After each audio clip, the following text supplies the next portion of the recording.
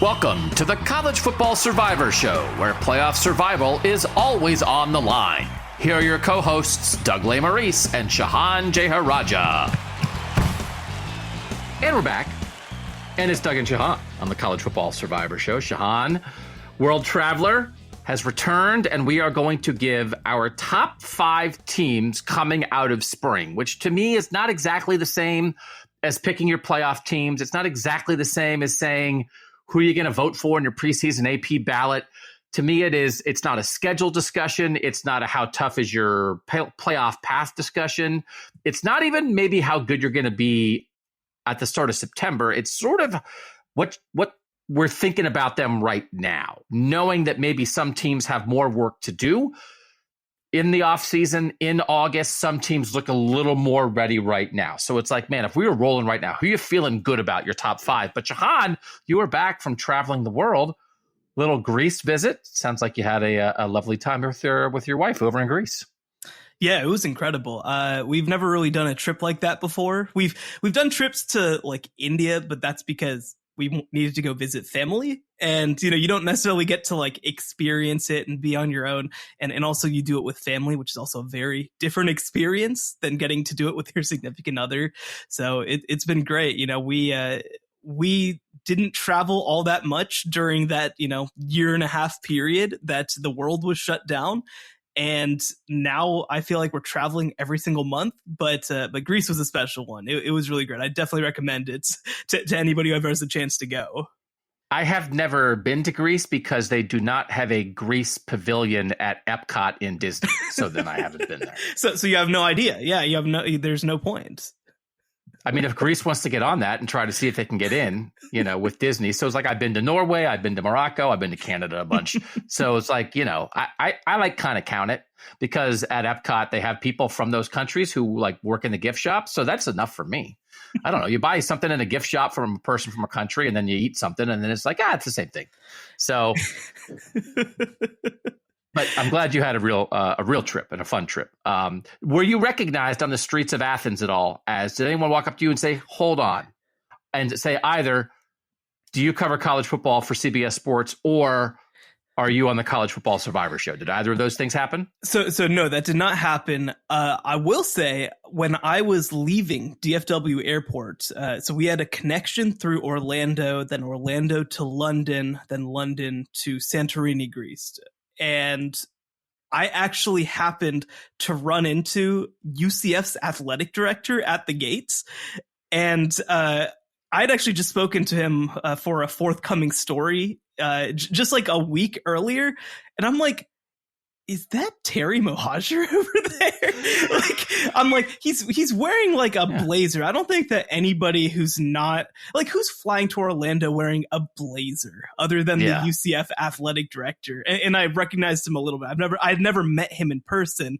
And my wife's like, no, you gotta go like say hi and make sure that you introduce yourself. So I did, and he was really excited to see. And apparently, apparently he's got some family who's going to be going over to Europe in a little while. So like, please send me some recs.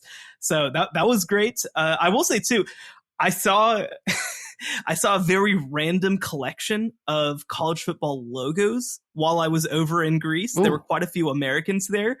So I saw a Texas Tech, which I would have stopped and like said something because obviously I've covered that program for a long time, but we were late. So we had to keep going. Of all things, I saw a Louisiana Lafayette Ragin' Cajuns logo. Like what? In the middle of Athens? It was crazy. Yeah. I saw a Colorado logo. I'm sure that person was very excited to be able to wear that and have anybody care that they were wearing that. I saw a Notre Dame. I mean, honestly, that's not a surprise. They're freaking everywhere. Man, I'm missing one. I can't remember what the other one was, but it was another extremely, extremely random logo. So I love the idea. I think that I brought like a Baylor pullover, but I didn't wear it the entire time I was in Greece. I love the idea of going to Europe and being like, I got to make sure I rep my college football team. Oh, yeah. That's just, and I think that part of it too is especially like a lot of the places that I mentioned are Southern teams. And you don't own any outerwear that doesn't just have your logo on it. You don't own anything that doesn't have, other than your quarter zip with a Ragin' Cajuns logo on it. You know, that's just not something that you have to do very often in Louisiana. So I always love it. It's a, you know, even for me, when I fly around the country and, you know, I'll wear like some of my old Baylor stuff, going to the gate, and like it always strikes up conversations. So that's one of the cool things about college football is you just get to, you know, you get to connect with people over the most random stuff in the world. You know, we did a whole Big Ten West podcast while you were gone. We did an Iowa, Nebraska, Wisconsin podcast. Thank goodness it's over. Thank goodness it's over. Yeah. So we did 2 weeks without you, but we're glad that you're back. And we got to get into this top five because spring is done.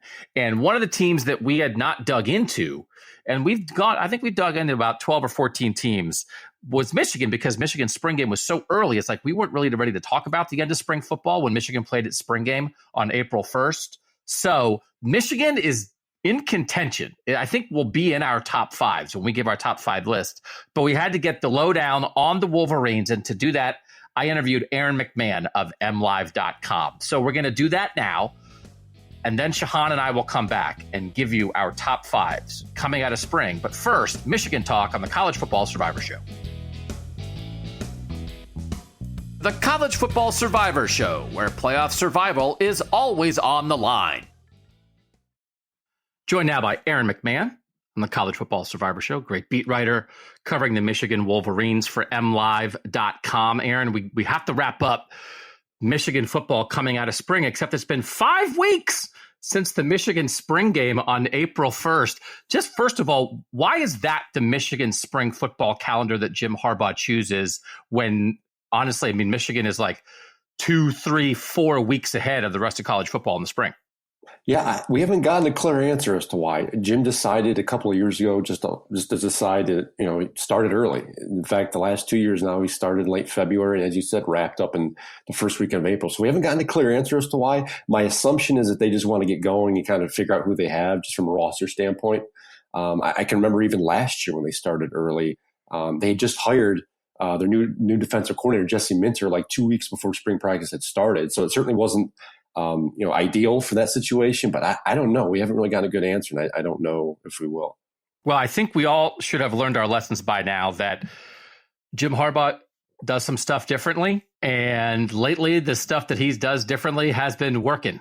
So, you know, if it ain't broke, let Jimmy do his thing.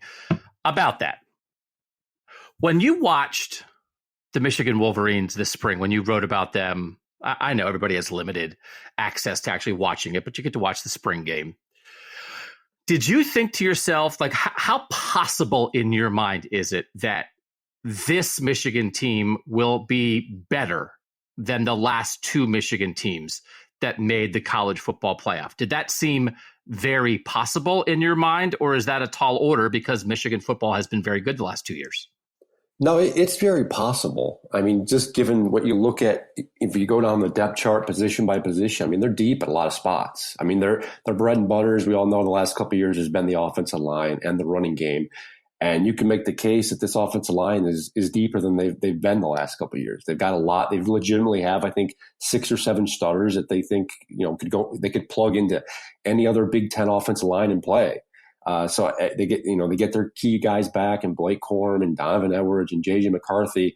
I count really maybe 3 question marks on this team across the board.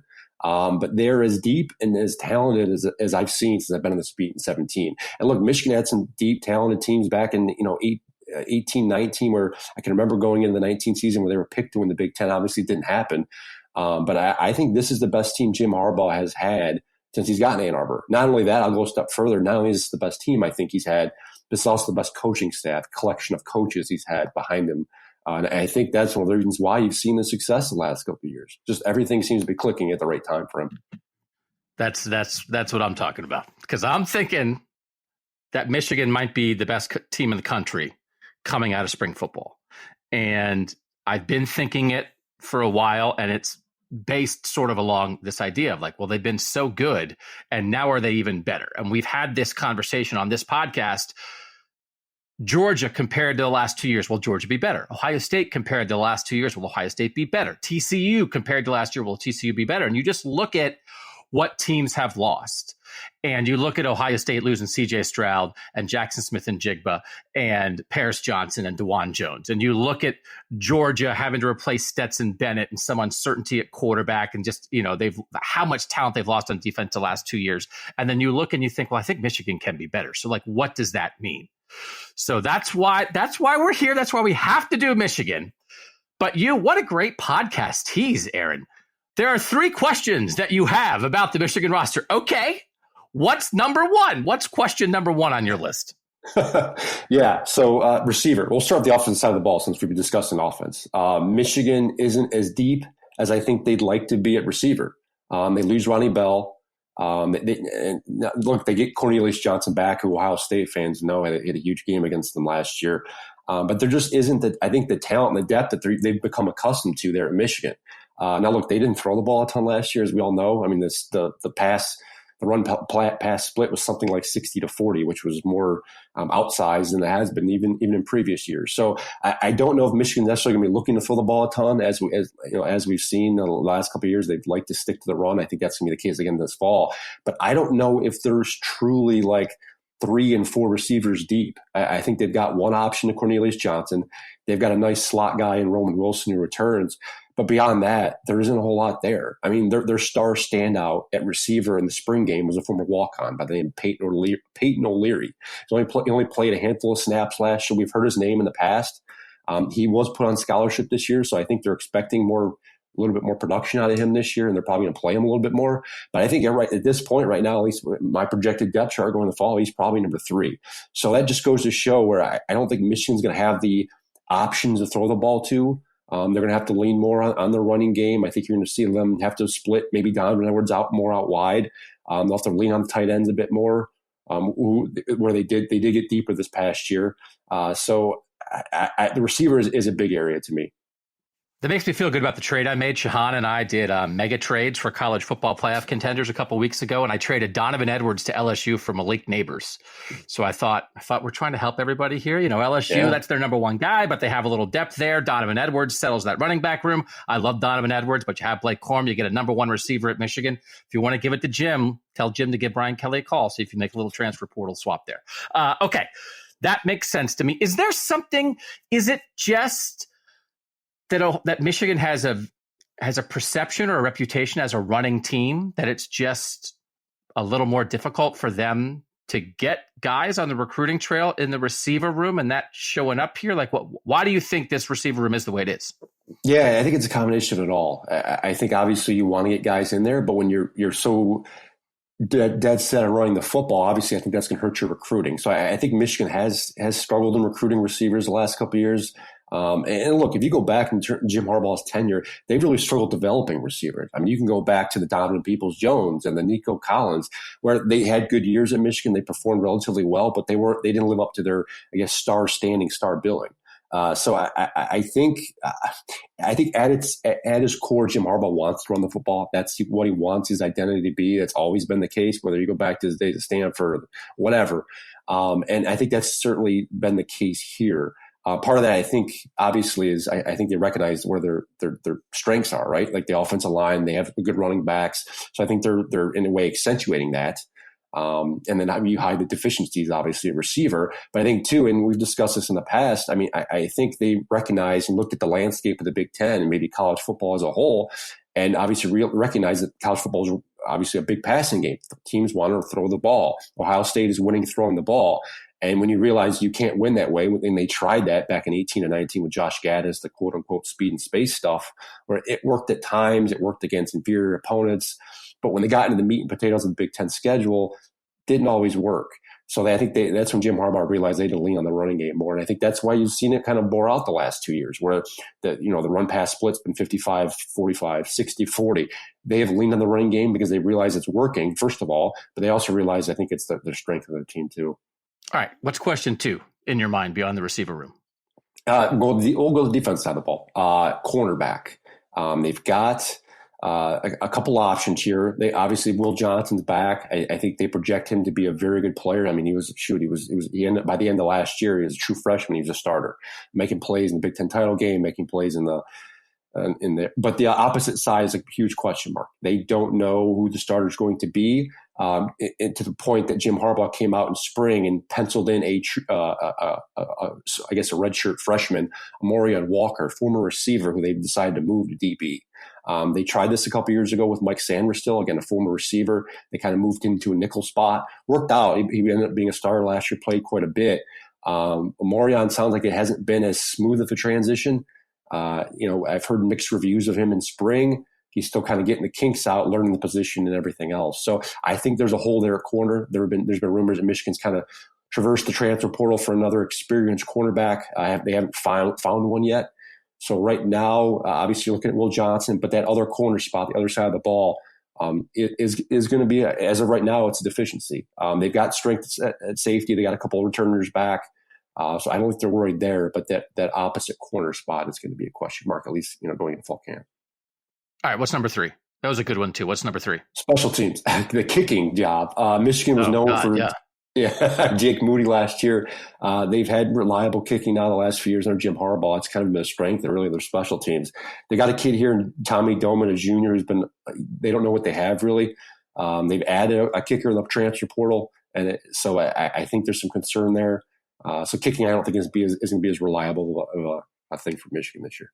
Yeah, punter and kicker drafted, right? Jim Harbaugh must just be out. Does he have a flag, special teams U at Michigan? He must be so happy.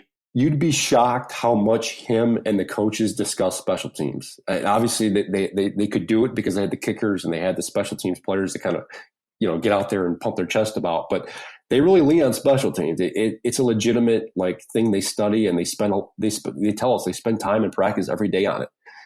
So it's certainly an area where I think probably spend more time on it than others. And it's one of the reasons I think why they've been so good. So you mentioned that you think this is the best coaching staff that Jim Harbaugh has had as well. And again, it's a pretty straight line, I think, to this reemergence, this reinvigoration of Jim Harbaugh's tenure and the coaching changes that he made a couple of years ago in the offseason when it was like 7 new assistants or whatever it was. Defensive side of the ball, to keep Jesse Minter after the dalliance with the NFL, right? How big of a deal was that? And this is one of these things with Michigan, Aaron, that sometimes you can just see things happen in a program where maybe a couple guys who could have gone pro stick around, where maybe a coach who is going to leave gets one more year, and you get kind of a supersized version of a team a little bit unexpectedly. It would be very possible that we'd be talking about Michigan saying, hey, Michigan's going to be really good, but they, another new defensive coordinator, they got to figure this out. And that's not the case. Jesse Minter back is how big? I think it's good just for a continuity standpoint. I mean, even last year when Minter came in, he was Michigan's 3rd defensive coordinator in 3 years, and that was coming off a Big Ten championship. So I think continuity is a big deal. When you look at Jim Harbaugh's kind of tenure at Michigan, the years where he's able to keep and retain some of his key, assistant coaches, especially the coordinators, they tend to find success. So I think it's a big deal just from a player standpoint. You've got the players clearly bought into what Michigan's selling.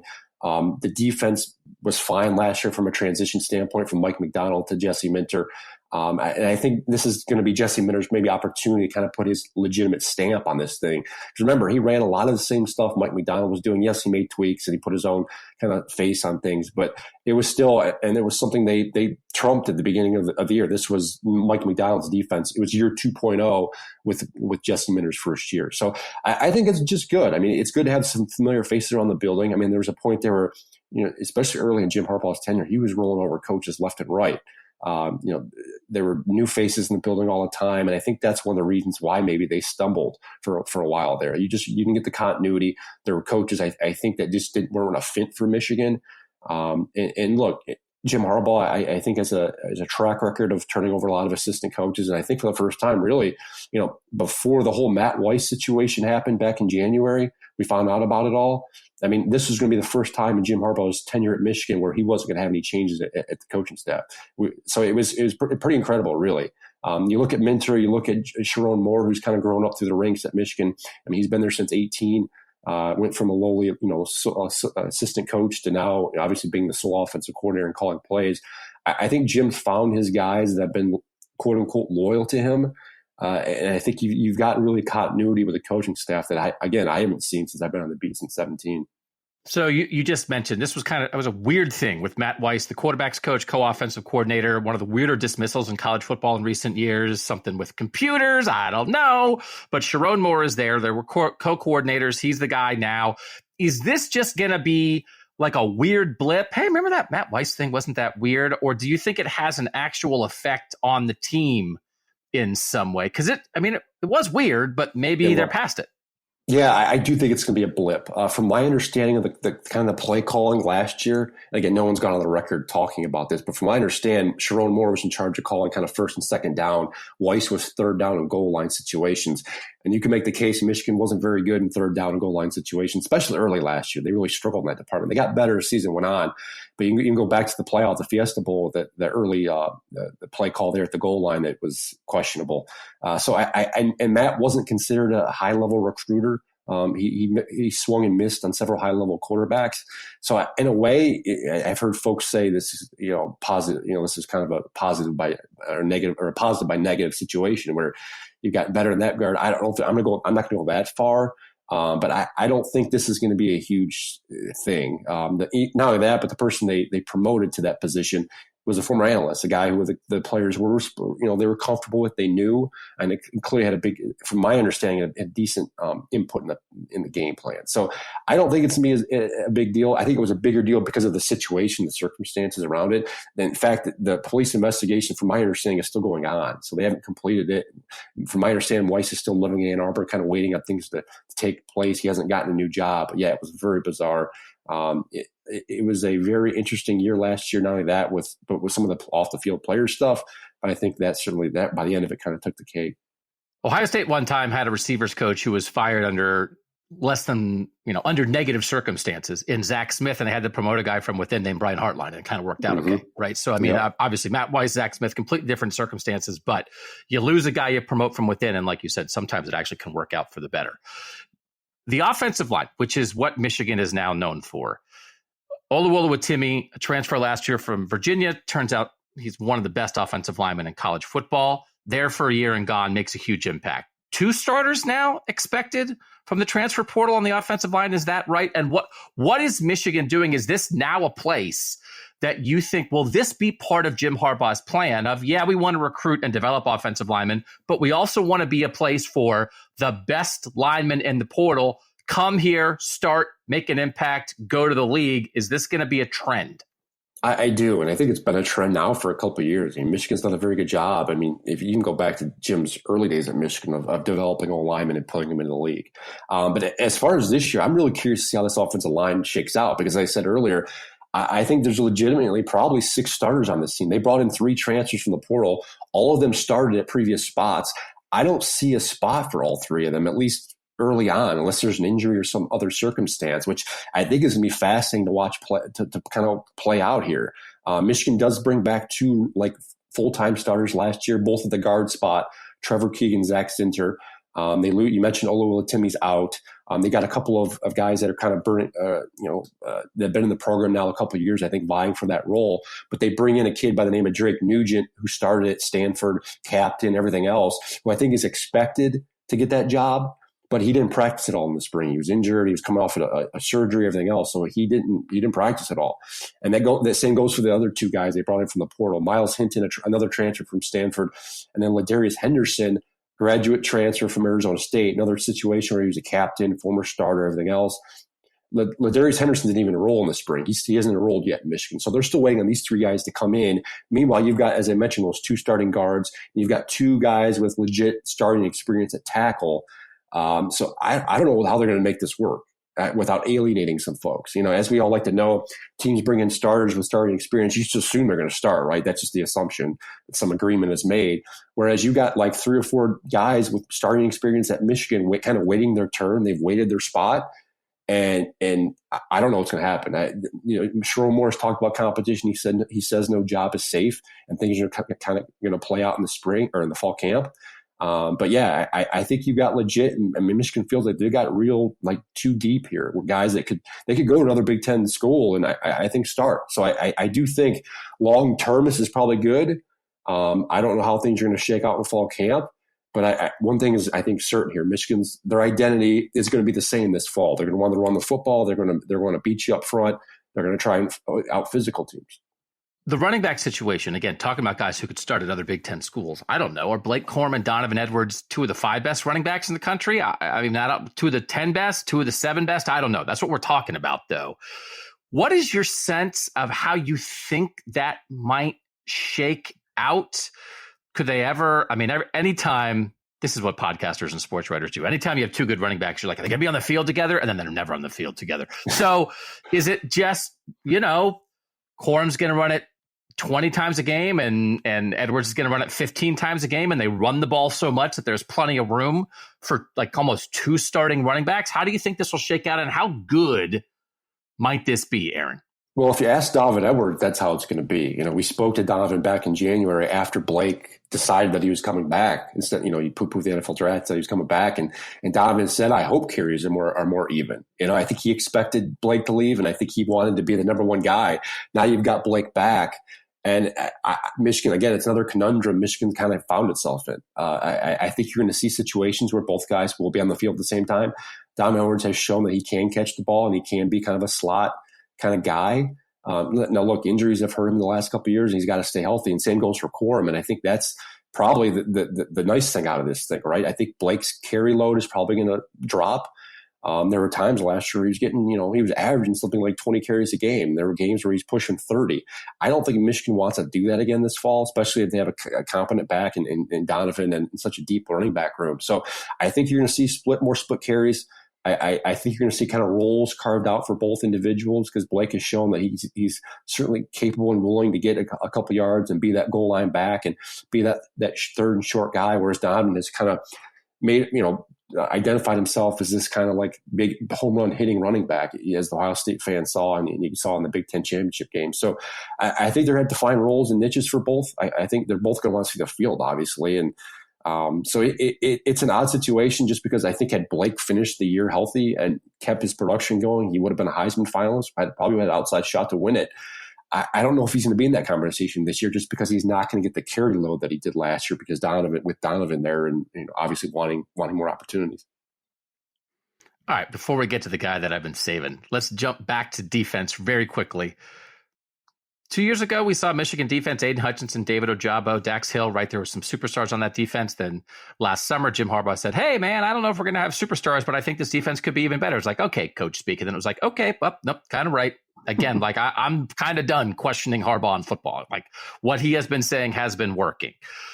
I don't know, right? Chris Jenkins at defensive tackle, Junior Colson at linebacker. You mentioned Will Johnson at corner. Are there some standout, like all-American kind of guys in this defense? And what will this defense be like in terms of, maybe the Aiden Hutchinson star-led defense versus maybe last year where there weren't as many stars, but it was still a really good defense? How does this one fit in? Yeah, I don't see a ton of All-Americans, at least up front. I think the ends and the tackles and the linebackers are kind of going to be a similar situation to last year. I think you're going to see a lot of guys given certain jobs. I think you're going to see a lot of guys rotated in, especially at the ends and the kind of the edge rushing spots.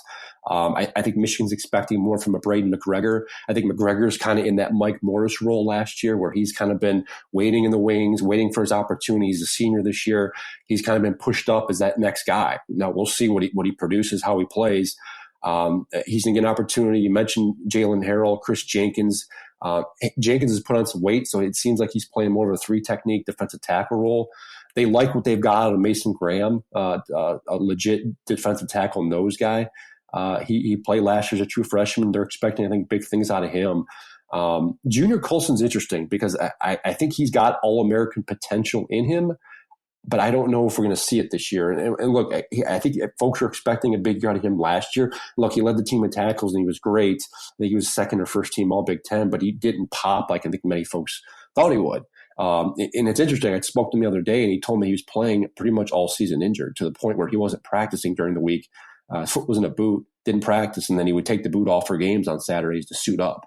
So it's pretty incredible to hear that. That was news to me, and I don't think many folks knew that. So I think this is going to be more of a no-star defense. I like Jim Harbaugh kind of touted last year. There isn't going to be that All-American Aiden Hutchinson type guy, but if they can convince these guys to play within the constraints of the scheme and what they're trying to do, I think that's where Michigan's most effective, right? That's how Jesse Minter was great last year, that bend, don't break system where, yes, you let teams move between the 40s. Yes, maybe they get into the red zone, but you hold them to a field goal instead of a touchdown.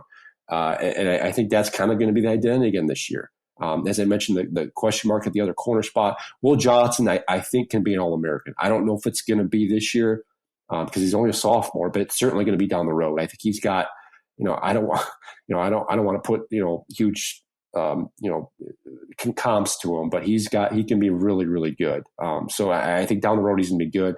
I don't know. This Michigan defense is going to be, I think, just as good as last year. I do. The secondary, I think, is even better, except for the question mark. And I think up the middle, the defensive tackles, Michigan's is deep at defensive tackles. They've been under Jim Harbaugh. And the linebacker, I think they're deeper than they have been. Yes, they just lost Kyle Green, but they got a 6th-year player back, and Michael Barrett, Junior Colson, as I mentioned. They brought in a transfer, Ernest Housen from Nebraska. So they're good up the middle. I think they're going to be fine. There'll be questions at edge rushing if they get the production that they did, the last couple of years, and then that other corner spot. But no, I expect Michigan to keep themselves in games on the defensive side of the ball. I think they're trying to force more turnovers.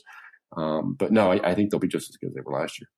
All right. So how much is this season sort of a referendum on J.J. McCarthy? Is it if he's great, they can win the national title, and if he's not great, they can't? Is he a get him over the top kind of quarterback? Can they win the national title with him kind of being what he was last year, which is a game manager, and then maybe, defensive backs are conking each other's heads and running into each other, you throw a touchdown pass kind of thing? Like what do they need J.J. McCarthy to be at quarterback, and what can he be, do you think, Aaron? Yeah, I think there's some merit there to the idea that this is a referendum on him. I mean, they were very good throwing the ball last year up until obviously the Fiesta Bowl against TCU where he made some mistakes. But I think he was very productive and efficient in what they were asking him to do. And I think that's – look back at Jim Harbaugh's development of quarterback at Michigan. He's very good about slowly bringing his quarterbacks along. Look, there were folks 2 years ago here in Ann Arbor who wanted JJ to be the guy, and Michigan insisted on bringing him along slowly, like to the point where obviously K. McNamara started and they were bringing him in the games for certain things. Last year was kind of his first full year to kind of show what he had. And I think this year they'll probably take some more chances with him. He has bulked up. I think he said he put on something like 5 to 10 pounds. He doesn't look like the skinny kid that we saw coming out of high school. So I think they're going to try and run him a little bit more and maybe turn him into a little more of a physical quarterback. But at the same time, too, I think Michigan wants to see him hit on some of those deep balls. He struggled at times last year doing it, especially early on in the year. Some of it might have been his arm situation and just him kind of getting acclimated to the job. But I do think they got to get more explosive plays out of him. Where that's going to come, I don't know. As I mentioned, the question marks at receiver. I think they have to lean on Cornelius Johnson a ton. But he was very good last year. I think there's no doubt about it. I think fans are happy with what they had. But I think if there is another gear to him, if they can get another level out of him, I think that could certainly be the difference between them getting to the playoff and winning a national title. I mean, if you go back to the TCU game, if he doesn't throw those 2 pick sixes, I think Michigan wins that game. There are other mistakes they made too, but you don't screw up like that. They probably would have won that game and at least gotten the national championship. I don't know if they would have won that game, but they would have been at least there. So I think it comes down to really that. I mean, the simple mistakes in the big moment. And look, that was JJ's really first big moment. I guess you can point to the Ohio State game and the Big Ten game and everything else, but he wasn't really needed in either one of those games. Like Michigan won those games other ways. So I think, I think cleaning those things up. If he can be better on the big stage, I think it could result in a national championship for Michigan. All right, so to finish this podcast, Shehan and I are going to come back and we're going to give our top 5 teams coming out of spring.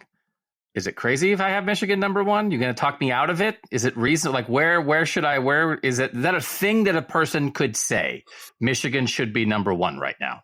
Yeah, absolutely. I mean, I'm going to probably have them to win I'm definitely going to have them winning the Big Ten this year, my preseason ballot. I don't know if I'll have them number 1 on my AP poll, but they'll be right there. I mean, they'll be within the top 2 or 3. I think you can't discount Jim Harbaugh's track record in bowl games. He's not been very good. I think he's at 1-7 now or something like that. So they have struggled, and they lost the last 2 playoff semifinal ground games. So I think there's something there. And there are enough question marks where I think a hiccup is possible. I mean, I'm not going to outward pick them to beat Ohio State or even beat Penn State. I mean, it wouldn't shock me if they lost either one of those games this year. So no, I mean, it's not. It's feasible. I'm sure a lot of people will. I'm cautious here. Last time Michigan was picked to win the Big Ten championship, they didn't do it. Last time they were kind of put on the spotlight, they couldn't get there. So it's very possible. I think this is the best team Jim Harbaugh's had. I think this is the best coaching staff they have. They're certainly set up to get for success this year. I just don't know how they're going to handle it. He's Aaron McMann. You can read his coverage at mlive.com. If you care about college football, you care about the Michigan Wolverines because they are a very interesting team and they're going to be there. They're going to be there all season. Aaron, thanks so much for joining us here. Yeah, thanks for having me. All right, we'll be right back picking our top 5 teams out of spring next on the College Football Survivor Show. The College Football Survivor Show, where playoff survival is always on the line. All right, Shehan. So thanks to Aaron McMann for that. And I'll just say, we'll start off our top 5. I am going to put Michigan number 1. Aaron didn't talk me out of it. The idea that this is a 2-time playoff team that is ready to be its best version of itself. We've had this conversation this offseason. It has been maybe the primary topic of conversation for us this offseason. How good can Michigan be? And I understand maybe they don't have game breakers out on the outside at receiver, but I love the running backs, really like the offensive line. And this is a bet on J.J. McCarthy to some extent, but it is a pretty big bet on Jim Harbaugh and this staff. So I don't think this is like a super team. I don't think this Michigan team could beat the best of Georgia. I'm just not so sure that right now, coming out of spring, we're looking at the best version of Georgia.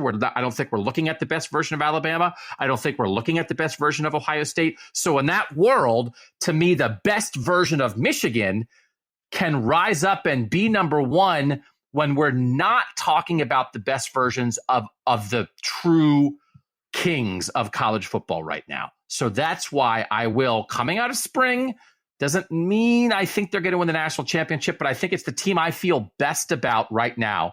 I'll have Michigan 1 on my list. I have them in my top 5. I have them number 2. I think that everything you said is well deserved.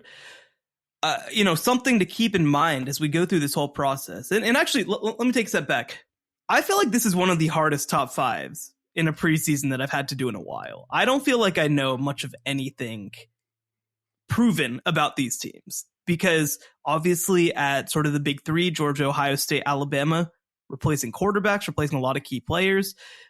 Michigan, I think that I still believe over the past couple of years, they haven't been truly national title caliber, but they bring everybody back. They're on a good cycle. They're on a good timeline in a way that I think the other typical contenders are not. So I think that it absolutely makes sense to consider Michigan for that number 1 spot. I think that they do probably have the fewest holes out of anybody in this top 5 group. My question with them is still, do they have the elite thing? Do they have the thing that they can do better than anybody else? And I think that I know what those things are at some of these other schools. And that's going to be a question with me about Michigan. And obviously the hope is that J.J. McCarthy can elevate that passing game to really make it an explosive game that can cause issues for other teams. I'm still not sold on it. But even with that question, I still have them number 2. What about Blake Corum, Donovan Edwards' run game behind an established offensive line? Like, do that better than anybody else in the country. Would that creep toward what you're talking about? I think the thing that concerns me is just the last 2 years in the playoff. That hasn't mattered, right? Against Georgia back in 2021, totally shut down, completely shut down. Last year against TCU, they kind of didn't do it very well. It was really the passing game that kind of had to create some explosive opportunities for them. And that's unfair. This is a different year. This is a different team, and they're not going to be playing against 2021 Georgia or 2022 TCU. But I think that is my question, that when they've left the Big Ten, I don't think that unit and that skill set has been something that has been a game breaker against the world per se, right? We talk about Ohio State versus the world versus Ohio State versus the Big Ten. I think that Michigan is still a super powered, engine in the Big Ten. And I'm worried about that running game once it goes out against a Georgia, against an Alabama, against that level of team. So it can be, this running back combo is insane with Blake Corum coming back, of course. It is ridiculous. Donovan Edwards, Blake Corum, both, I think, if they weren't on the same team, could both be Heisman contenders. I'm just curious if that is a game-breaking component right now. And it might be, but I think I still have questions.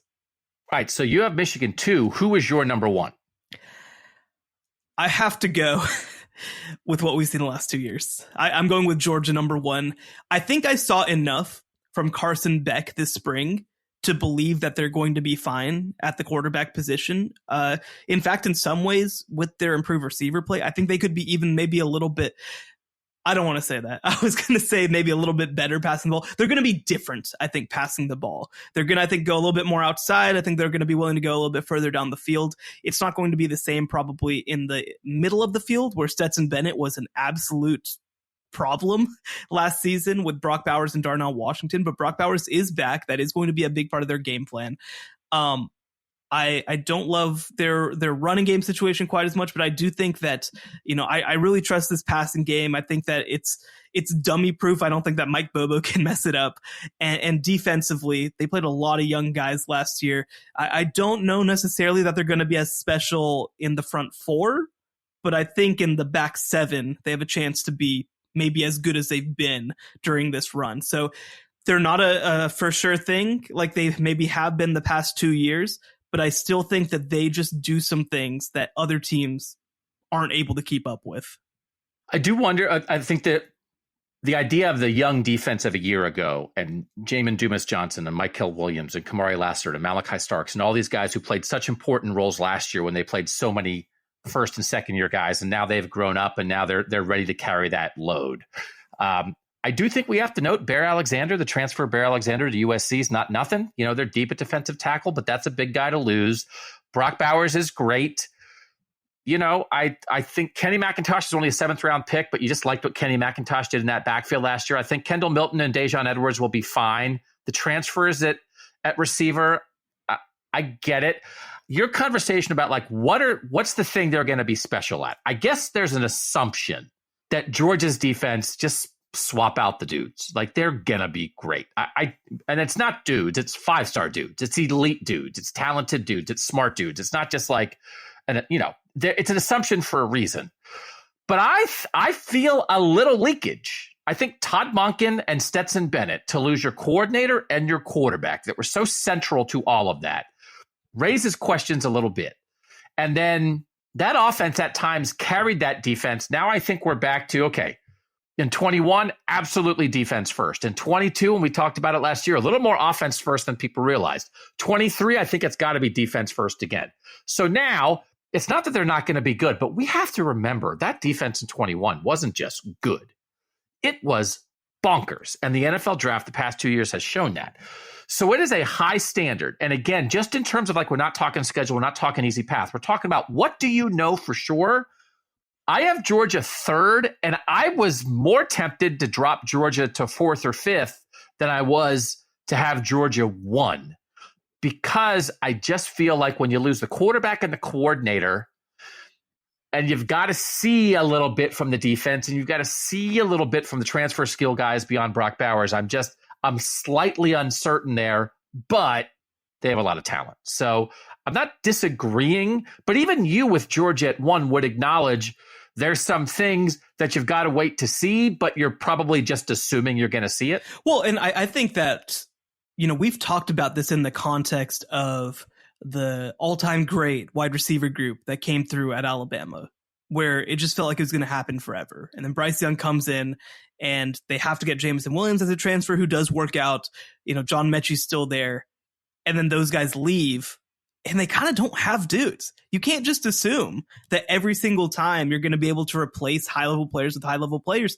And this generation of Georgia defensive linemen has aged out. right? The guys who are on that 2021 team causing extreme havoc are gone. Jalen Carter's gone now. Obviously, we saw the guys who left the year before as well. And so I think that there are real questions about their defensive line group. They're going to be good, but I don't know if they're going to be as good as they were the past 2 years. I do think that they can make up for that in other areas, though, because I don't think that their defensive back group, especially in 2021, was amazing. I think that they could be better in 2023. I think their linebacker group has a lot of contributors who are going to be coming back. And again, I think that the 2023 offense, to me, is going to be better than 2021. So maybe their defense isn't as good, but I do think that their offense, with Brock Bowers back, with I think a more dynamic downfield passing game. I love Dominic Lovett coming in from Missouri. I think he is a dude. So I just think that they might find a balance a little bit more. It's not, I don't think it's going to be a one of offense or defensive team. I think this might be the most balanced team that Kirby Smart has had, but it also might not hit. They're going to be relying on a lot of guys who haven't played a lot of football to be big for them.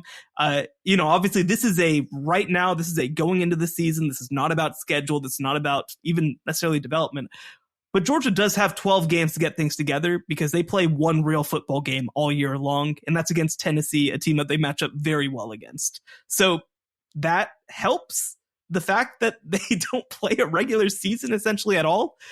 But I do think that they have some questions to answer, but I feel pretty good about their ability to answer them. All right, let's get to the team that I have number 2 on my list, because I had Michigan 1, I had Georgia as a little bit of a shaky 3, and I have Florida State 2nd. Okay. Jordan Travis at quarterback, Johnny Wilson 6'7" at receiver, some depth in the backfield. Jared Verse on the defensive line, who might be the best defensive player in college football this year. Added some guys in the portal. Returning production is, according to Bill Connolly at ESPN, like about the best in the country. I thought they looked together. I thought they looked smooth. I thought they looked veteran. I thought they looked accomplished. I thought they looked in their spring game ready for something. And they're adding in the portal. And I think there's just like a lot here that they have been building to. But at this point in the year, it's hard for me to not lean on veteran quarterbacks. And so Jordan Travis is my example of that. Of like, okay, we're having like, oh, Carson Beck looked pretty good for Georgia. Oh, we think JJ McCarthy. Listen, give me Jordan Travis. Like, let's go do this thing. So Florida State to me was in a conversation of like, should I have Florida State 1, Michigan 2? I went Michigan 1, Florida State 2, but I just like everything they have, Shehan. And I think there is a depth of talent, a depth of experience, and an upside that we haven't yet seen. But it feels like they've been building to this since Mike Norvell got there. So I have Florida State number 5. I think that everything you said is right on line. I don't necessarily know that they are to that top level as yet. That's probably where I draw the line, because they were a 9-3 team last year. They're a 9-3 team that brings back a lot. And so I think they have a great chance to win the ACC. I think they have a great chance to potentially be in that top 4. I think that's, everything's set up for them. And I love, like you said, the fact that they have a veteran quarterback who has been really successful coming back. Very few teams on this list that we're going to put together, I think, have as consistent quarterback play as Florida State is going to have. And that's a big deal.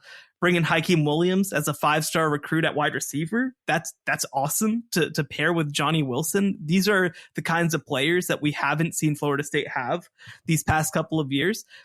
So I do think that they can move into that top 5 group.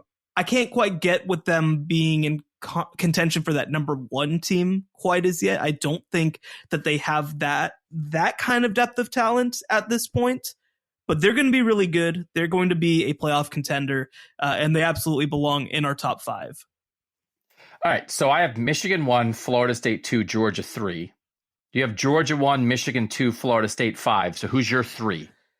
Yeah, this is a little bit of a reversal from how I had this conference working out before. I think I'm starting to believe in USC. They were really, really, really close to being in the playoff this past year. I mean, like a Caleb Williams injury away from being in the playoff this past year. And Lincoln Riley said it. This is going to be the worst team that they have at USC because it is early level development. It is such a, copy and paste type of defense. They didn't necessarily have the personnel that they wanted. And they really got after it in the transfer portal, I think, especially on the defensive side of the ball. Bear Alexander coming, that is a high-level player who I think probably would have started at Georgia on the defensive interior this year. And that's crazy. That is a crazy statement for a Georgia defensive line starter to be playing now at USC. They also got Anthony Lucas, who's more of an edge player, but also a former 5-star player who was at Texas A&M. And shocker, Texas A&M couldn't get the most out of him and he decided to leave. I don't know how that happened. But they also, I think, did a good job of filling in their depth, right? They didn't just try to get these high-end guys to fill holes. You know, Mason Cobb is a player who Lincoln Riley played against when he was at Oklahoma State as linebacker. I think he's going to be a great depth piece for them. That's just what I like about them. It feels like they got a wave of depth, especially on the defensive line, and not just necessarily trying to pick and choose individual starters. They had individually great players last year, Tuipulotu at defensive end and Mekhi Blackman in the defensive backfield, but they did not have that depth of talent. I think that they're a little closer to having that kind of depth of talent on the defensive side of the ball. And at no point have I mentioned the fact that they might have the best offense in college football this year. Caleb Williams coming back. In addition to the receivers they already had, they had Zachariah Branch, who was the number 1 receiver in the entire country. They had the number 1 tight end in the entire country, and Deuce Robinson. Like, I just think that they might be a lot better offensively, which is saying something because their dude won the Heisman Trophy last year. So I think I believe in it. I don't feel amazing about it. I think that there's absolutely crash potential with this team, and they have a really hard schedule, which obviously isn't a consideration for us right this second. But I think I've seen enough to believe that this, I think, in 2023 is going to look more like Lincoln Riley's playoff teams than Lincoln Riley's first USC team. I think that they're not going to be great defensively. I'm not going to sit here and lie about that, but I do think that they're going to be notably better and with the best quarterback on the board by far, right? Like, best in college football, I think is a pretty fair statement, along with Drake May. And then you mix that with a really talented wide receiver room with who I still think is the best offensive mind in college football in Lincoln Riley. You know, they have questions. Their offensive line, they replace a couple of really key pieces. They're going to have to grow up there. And I still don't necessarily believe in Alex Grinch, a defensive coordinator. But I think that this roster is getting to the point where they're, I think, older. I think they're more talented. I think that they're more developed. And I think that USC is going to be a team that maybe this upcoming season just does stuff in the Pac-12 that nobody else can match. Dorian Singer, 1,000-yard receiver transfer added into that room. They hit the portal really hard, and I still at a time like this, coming out of spring, don't have a handle on how to view teams that hit the portal heavy, because they might start their entire defensive line might be portal guys, and they're going to play a couple portal guys on the offensive line. And as we said, but great. It's like, oh, well, Bear Alexander wasn't with the team last year, so that means he's going to be good. So there's a part of it. It's like, okay, well, they're heavier in the portal than some other teams we're talking about. So is that good? Congratulations on filling your holes, or is it bad? It's a little patched together, especially on the defensive side of the ball. I'm just a little more patched together than ready to roll. And so I don't have them in my top 5. And it is a little incongruous because there are teams where it's like, veteran quarterback, that makes me feel good. Well, nobody would make you feel any better than Caleb Williams. He's the best. There's no hedge. There's no hedge about, he's the best quarterback in college football. He's going to be the number 1 pick in the draft next year. He has everything that you want. But it's mostly a defensive question. And then even there's just, even the offensive line guys they're relying upon out of the portal, they're going to have a bunch of dudes to throw it to, and they're going to have a dude who can throw it. But I feel like there are maybe a couple more complete teams. It's probably more likely that you're right and I'm wrong. Should they be in a top 5? They're not in my top 5, but I'm not disagreeing with you. But do you have a handle on how you feel like you should view big time portal additions when it feels like they're going to play major roles for a team? Like, is it more of a positive or more of a question mark? So I think the way that I think of it is, if you are taking a player and relying on that player, I'm concerned about that. I don't want to rely on an individual coming in and have to expect that guy to succeed. Because, we have a Jamison Williams example, but look last year, Jermaine Burton and Tyler Harrell at Alabama didn't really hit, right? I mean, so I think that the way to do it is to create a depth of talent. And the way that I look at it is, for example, with USC, they added Bear Alexander on the defensive line, who I do think is a pretty sure thing plug and play player. But Anthony Lucas is also another defensive lineman. Jack Sullivan, a transfer from Purdue, who's really good for them. And Keon Bars, who was a player in the Pac-12 at Arizona. So they added 4 guys. I think that if you add 4 guys, you expect that 2 of them will be good players. And if the other 2 are as well, fantastic. But that's the way that I think of it. If you have enough guys mixed with what you already have, which USC had some dudes on the defensive line. They weren't necessarily that level of dude, but they had some dudes. I think that you expect something like a 50% hit rate. So if you are very targeted and you're like, I'm going to bring in this one particular player, that concerns me. But if you bring in a depth of talent, I think I trust that a little bit more. It's still going to be, I think, a little piecemeal on the defense, but we don't need the defense to be a top 25 unit, right? We don't need the defense to be a top 10 unit. We need it to be a top 50 unit. That's really all we need for USC to be an awesome, awesome team.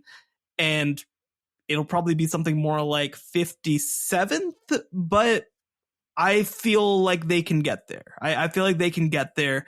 I actually think that your offensive line question is probably a little more concerning to me, because they did bring in 2 transfers, one from Wyoming and one from Washington State.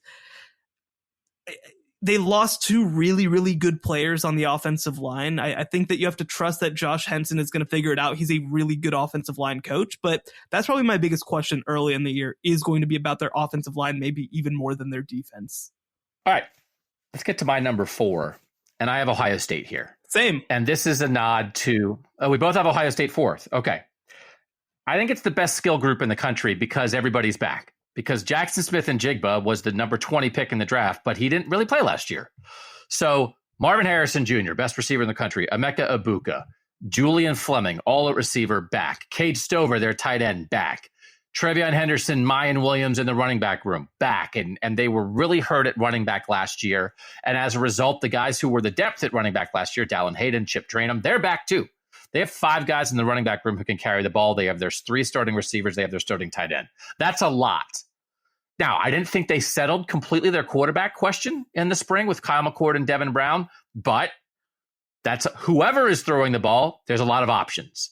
They have real questions at tackle. You're talking about, you don't like when you bring in one guy in the portal. Ohio State added Joshua Simmons, who was a starting tackle at San Diego State last year, who I think now looks like their starting right tackle, because the other 2 options there, neither of them seized the job in the spring. That's one of those where, okay, if Joshua Simmons is not ready for it, they will have other options, but they are very uncertain at tackle right now. But defensively, the last 2 years, Ohio State has only had 1 defensive player drafted in each of the last 2 drafts. So that is a clear sign of the talent dip defensively that Ohio State went through, that we saw in the recruiting rankings. From the Urban Meyer to Ryan Day transition, they had some assistant coaches who left on the defensive side of the ball that hurt them. That has shown up. The other thing is, a lot of the guys who've been playing on that defense the last couple of years are still here. So they're going to have multiple guys drafted next year, but they have a lot back. Tommy Eichenberg at linebacker, JT Tuimoloau, Jack Sawyer, Mike Hall on the defensive line, Denzel Burke at corner, who had a really good spring, a lot of safeties. So it was a not good defense 2 years ago that was a pretty good defense last year that made some bad mistakes in opportune times. They have a lot back. Year 2 of a Jim Knowles system, I think there's reason to believe the defense will be better. I think there's reason to believe that the skill positions will be excellent. And I think there are questions at offensive tackle and quarterback. And if they had Paris Johnson and DeJuan Jones at tackle, who they lost to the draft, and CJ Stroud at quarterback, who they lost to the draft, I'd have them number 1. So they don't have that. So I have them 4. But there's a lot to like. But there are also a couple things that are like, okay, you have to figure this out. or it has a chance to trip you up. But right now, why do we agree here at 4, Shehan? So let me respond to your question with a question. You obviously are at Ohio State. You were around all spring. How do you feel about the Kyle McCord, Devin Brown thing? Because I didn't love what I saw. That's I think a pretty big, and they have the best receiver group like that we've seen in several years. So like the floor is very high. I'm just a little concerned about how much higher than the floor we're going to get. So second and third best receivers didn't take part in spring football. Emeka Egbuka and Julian Fleming were out. So that's part of it. Marvin Harrison Jr. only played like 2 series in the spring game. So that was part of it. I think those guys will elevate anybody. But yes, Kyle McCord is a 5-star guy. Devin Brown is a high 4-star guy. They are in the position. Kyle McCord's a 3rd-year guy. Devin Brown's a 2nd-year guy. This is how it works. They are not stretching for this. I don't think Ohio State is stretching with Devin Brown and Kyle McCord the way that Alabama seemed to maybe be stretching a little bit more with Jalen Milroe and Ty Simpson, which is why Tyler Buckner transferred from Notre Dame to Alabama, not from Notre Dame to Ohio State. So it's not a stretch, but it's also not locked in. So I think it almost certainly will be fine. It will be fine. Yeah. It probably will be good. And it possibly will be great. But I don't think there were assurances from the way things went in the spring about good and great. Fine, it's going to be fine. So, and their last 3 starting quarterbacks, all the starting quarterbacks under Ryan Day have been first-round NFL draft picks. Dwayne Haskins, Justin Fields, CJ Stroud. So, like, there's a track record, and the recruiting is there, and there, but it's not enough to make me think that Ohio State's not going to be good this year. But I'd take Jordan Travis. I feel more. I think I know more about J.J. McCarthy. You certainly know more about Caleb Williams. There's a couple other guys that we're going to talk about in a second that you would feel better about. So it's not at the Alabama stage, but it still is a little bit at the question mark stage to me at quarterback. And I think that's the thing. And again, you'd have a better memory of this than I would, but I felt like in the spring a couple years ago, like we knew pretty early on, like, oh, okay, CJ Stroud is popping right now. Like he is doing some special stuff. He's going to be the guy. We feel like this guy is the future of the program. Justin Fields, obviously, he was the number 1 recruit in the country by some places. I think even Dwayne Haskins, it became pretty clear, like, this is what Ohio State wants to be.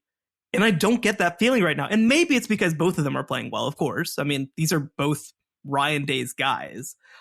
But it's just, I think, a little surprising to me that we haven't heard anything / seen anything exciting as yet, I guess. And like you said, it is assuredly going to be fine. It is almost assuredly going to be good.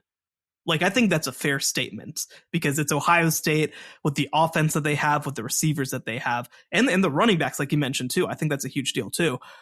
But I also think, like, for example, if USC was replacing a quarterback this year, they wouldn't be close to my top 5, not even close. And Ohio State has a depth of talent that USC does not have at this point, of course.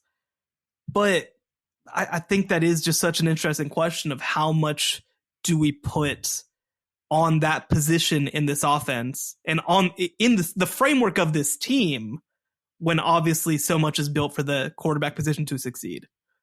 August is going to be big. It's when we see Ohio State in the preseason, will the question continue and it'll feel a little shaky, or it'll be like, oh no, the guy won it. Everybody feels great about it. This is a national title contender. But I think we're in the right range here coming out of spring because there are a lot of pluses, but quarterback and tackle are 2 pretty important places to have question marks. And it's not minuses. And actually, I mean, tackle is much more of a question mark than quarterback because the whole point at tackle is they don't have 2 top 75 national players competing to start there the way you have Kyle McCord and Devin Brown. So that, the competition at quarterback is at a higher level than at tackle. But yeah, I don't even know. I don't think anyone at Ohio State could be like, oh, what are you doing? It's like, well, we just still need to see it, man. We just still need to see it a little bit because, Quarterback really, really matters. And the thing that sticks in my head a little bit is CJ Stroud turned out to be an excellent quarterback. In 2021, Ohio State lost to Oregon in week 2. CJ Stroud threw for like 370 yards in that game. It's not like he was ineffective, but he threw a pick at the end of the game. That was a pick that a second game starter throws. He wouldn't have thrown that pick in his 8th start or in his 2nd year as a starter. So young quarterback early. They have Notre Dame in their 4th game, and Sam Hartman's not young. I think we expect that when they play Notre Dame, Sam Hartman's going to be the better quarterback. That's not a schedule question. That's a, hey, will your quarterback match up with other quarterbacks? And usually at Ohio State, they have the better quarterback in a matchup. And there might be times in 2023 when they don't. So I think 4th is very reasonable here. And that finishes your top 5. Georgia, Michigan, USC, Ohio State, Florida State. You feel good about your top 5? You like your top 5? Ooh, feel good? No. I think that I'll be looking back as we enter October, and this will be all over the place. But I think that this is as good as I can get right this second. So for my 5 spot, I had a slash, but I'll just give one, and then we can give our honorable mention. I'll go with LSU here. And this is a nod that neither of us have talked about Alabama yet, other than to say, hey, we have questions about Alabama. So here we are. I guess what I think is LSU going to win that division. Maybe that's what I think right now. I just think Jaden Daniels. I think Malik Neighbors at receiver. I think Kyron Lacey, the way he showed up in the spring, really good receiver core. Harold Perkins making the transition to inside linebacker, good things in the spring. I like the way they work the portal. They have a lot. It's hard. Again, am I being hypocritical, like the way I talk about things? Because they have about 6 or 8 guys in their defensive 2 deep that are portal guys. But the idea of adding Omar Spates as a linebacker from Oregon State, he was one of the better defensive players in the Pac-12 last year. Now you put him next to Harold Perkins, and it's like, oh, here's a developed guy. Here's a veteran guy. They're going to make each other better like that. I love that. That's might be my favorite homegrown portal pairing in any position group in the country. It just feels like they have a lot there. And I do think they can be explosive in the pass game with a quarterback you can rely on. And then I think their tackles are good. And I think they have a chance to have some defensive playmakers. So I'll go LSU 5. And I will say that the team that I had a slash with that I'll say is my 6, just on the outside looking in, is Washington. So when you think about other teams that didn't quite make your top 5, were either LSU or Washington in that mix, or was there somebody else that almost made it? Yeah, well, I had Washington in my way too early March college football playoff. So I think they're going to be right there. I really like what they bring back. I really like what they did last season. I do feel like they're going to be slightly more figured out probably in year 2 than they were in year 1. They kind of had the element of surprise because of a new coaching staff and Michael Penix not just recapturing his form, but like turning into something that we've never seen him be before. But they bring back a lot. I think that they have a couple nice transfer portal additions as well on the defensive side of the ball. So they're going to be right there. LSU was the one that I kind of was a little conflicted on, I'd say, because I'm curious what their upside is. I'm curious what the ceiling is for this team. I know that the floor is very high because of what they did last year and what they bring back. And I think they're just a really brilliant coaching staff, frankly. I think that Brian Kelly probably doesn't get enough respect for what he's able to do there. And this is a very talented team. I do have to say, you mentioned Omar Spates coming in from Oregon State. Obviously I work at CBS and we're affiliated with 247. I don't know what 247 was thinking, only labeling this guy as a 0.9000 transfer in his transfer rating. This dude is awesome. This dude is like one of the best linebackers in the entire country. He should be like a top 5 transfer player in the country for what he did at Oregon State last year. He's going to be so good on this team. Man, we're going to watch Omar Spates play next to Harold Perkins next year. That is so unfair. That should not be allowed. I think that Congress needs to act to prevent that from happening. But they don't have anything else going on, I don't think. But no, I really like what they're doing. I think they have a couple guys as well in their recruiting class who have a chance to play right away. You know, Javian Toviano is a kid from right down the road from me in Arlington, Texas at safety, who I think is a potential early contributor for them. So I like where they're at. It is the question of the ceiling, and probably some of that unfairly falls on my questions about Jaden Daniels and what his ceiling is as a passer. But he gives you such a high floor. I think he really found his way late in the season. He went and beat Alabama, obviously, in that late game, which is huge for them. So I like what they have. I think that they absolutely could be a team that cracks that top 5. I'm curious, how much did you consider / think about Alabama? Because not even having them in our conversation is pretty crazy. Yeah, the quarterback, it's one of those things, right? Okay, they're adding another guy to the mix. They're adding another dude and Tyler Buckner to the mix, but man, it's like I'm taking it more as a red flag. And then when you lose Will Anderson and, it's hard, like, right, Chris Braswell and Dallas Turner didn't do much in the spring, I think, so you didn't see sort of the best defensively from them. They got some guys back in the secondary. It's hard from the outside on Bama to look at Bryce Young and Will Anderson and think, oh, you didn't make the playoff with them, and now you lost them, and you don't know who your quarterback's going to be, and we're not exactly sure about the receiver room, and what are you going to do? Like, yes, all the why they should be in the top 5 is just Bama, Bama, Saban, Bama, Bama. But the specifics of it, I'm not sure. Maybe the secondary, but again, you lose important guys, Brian Branch and Jordan Battle and all the guys you lose there. Like, what would you point to specifically to say this? I really like, take off the uniform, take away the head coach, and just the collection. What would you point to say, oh, yeah, no, I feel good about them being a top 5 team coming out of the spring? Like, where would you go first? I refuse to take away the head coach. That's the one thing. No, well, that's true. No, I feel equally as conflicted about them. It is shout out to my Asian king, Tyler Buckner. Obviously, I have to stand him. But having a quarterback battle in the spring between 2 top 100-ish players and then saying we need to add a quarterback who wasn't very good last year from Notre Dame, that is not good. That is really, really concerning to me. I kind of felt like they'd have a good idea of how to use Jalen Milroe, and I think it will still end up being Jalen Milroe at quarterback whenever they start the season. But goodness gracious, programs like Alabama are not supposed to add post-spring quarterback transfers. That's not something that's supposed to happen at a program like this. And it's not that these dudes don't have talent. Jalen Milroe, I think, was like the 82nd player in the country. Walker Howard, not Walker Howard. They have Ty Simpson. I always mix those guys up. I don't know what it is. But he was a 5-star. Like, they have talent at that position.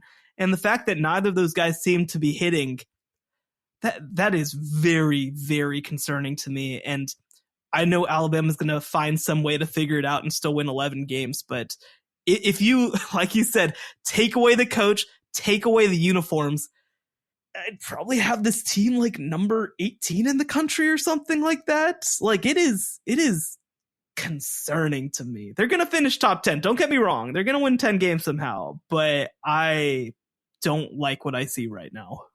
It's hard. It's just it's hard to seize on something to like, because even some of the teams we didn't talk about, I think there are things. I think you could look at Penn State and find things you like. I think you could look at a team I considered Utah. Mm-hmm. I think you could look at Texas. I think you could. There's other teams. You look at Clemson. I know. Sorry. There's just a lot of teams where you could at least say, like, well, why are you thinking that? It's like, well, I really like this. And of course, Bama has great players. Of course, they have great players.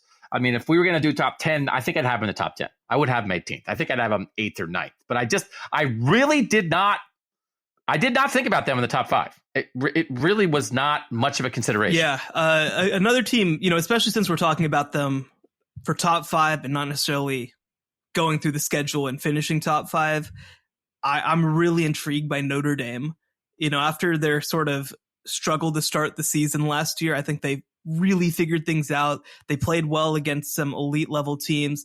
They're not going to make the playoff because they play all of Clemson, USC, and Ohio State, and that just sucks. But I think that they are a very dangerous team. Sam Hartman coming in at quarterback. Like I say, don't rely on individual players.